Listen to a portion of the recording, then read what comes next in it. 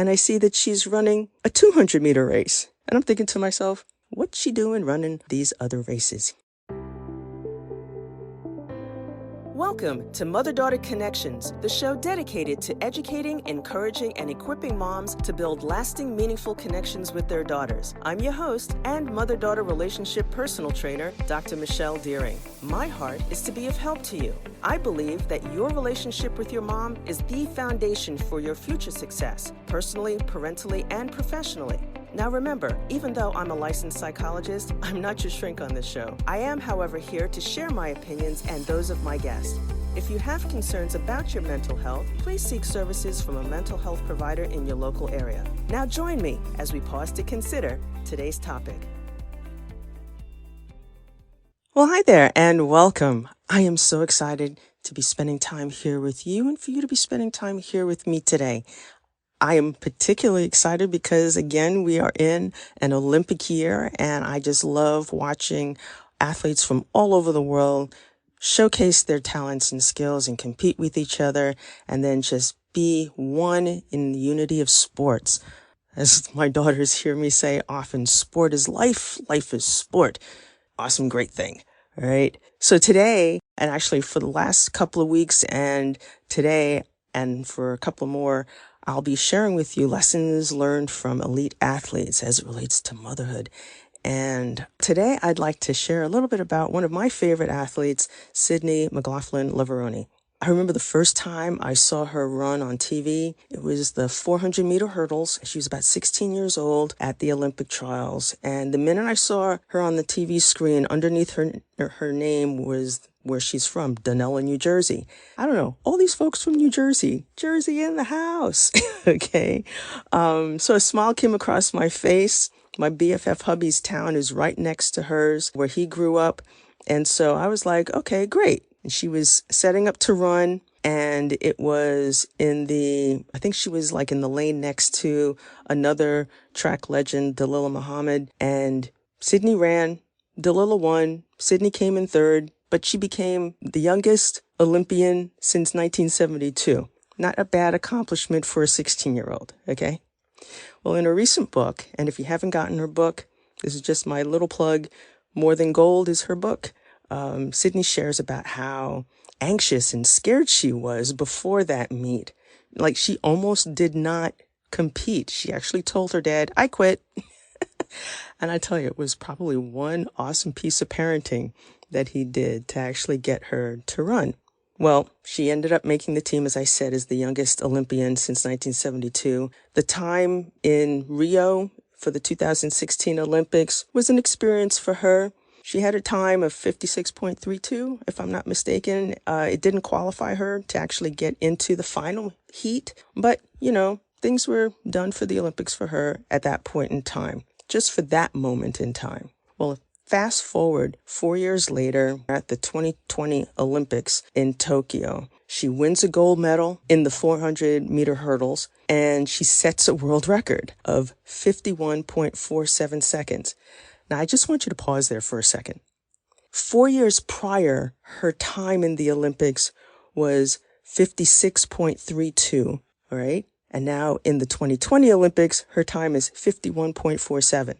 That's like almost 5 seconds that she's taken off her time in that year. And if you're a track aficionado, great, you understand what that means. But if you're not, to take 5 seconds off your time is humongous.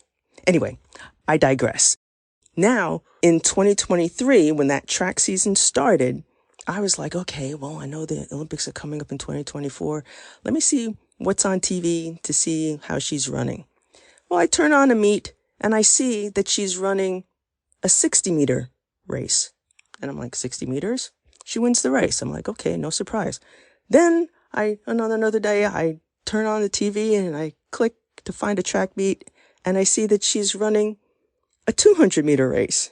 And I'm thinking to myself, okay, I know that as a young teen, she's very talented. She ran several different kinds of races. What's she doing running these other races here? And the interviewer after her 200-meter race said, so, see that you're running a 200-meter race. And all Sydney said was that she and her coach are working on things. And I thought to myself, there's wisdom in this. Because when you look at the 400-meter hurdle race, it's broken up into different parts. You're not only running, but you're having to jump over something. Now, her jumping was fine for the most part, but what her coach was working on her with was, okay, we need to work on your speed. So we're going to actually enter you into a lot of 60-meter races so that you can work on techniques to address your speed. She also needed to make sure that her stamina was up to par, even more so. So her coach said, now we're going to have you run 200-meter races because the techniques involved with that will help build her stamina. And then he's like, I know you can clear the hurdles, but now we want you to be able to clear the hurdles with either foot, meaning that if she had gotten into the habit of jumping the hurdle with her right foot, he's like, I want you to be able to do it with your left foot too, so that you have options when you come to each hurdle, depending on what's going on in the circumstance of the race. I thought to myself, wow, that is something. To be vulnerable enough to break down each and every aspect of your motion, to make adjustments and tweak things, and then to take those adjustments in small increments and to put them to the test in these different specialty races like the 60-meter and the 200-meter, and then incorporate all of the adjustments into your overall flow of motion. That is just phenomenal for a person to be that vulnerable and open because she had her sights set on the bigger picture, the longer term goal. Well, that openness and vulnerability allowed Sydney to take in constructive commentary and correction and create a new palette on which to build all the stuff that she needed for her future goals. And her future goal was to make the U.S. track and field team for the 400-meter hurdles in 2024. I know she has her eyes set on setting a record. Well, in just running the finals for this last Olympic trials, she actually set a new world record of 50.65 seconds. Awesome. Now, if you're a mom who has a daughter who's an athlete, and there's something to be said for having your daughter do or take an opportunity to cross-train, i.e. be involved in other types of athletic or non-athletic endeavors. Because the research shows that when you take that time off and engage in other activities, it actually rests and preserves your body, which has an overall strengthening and solidifying effect.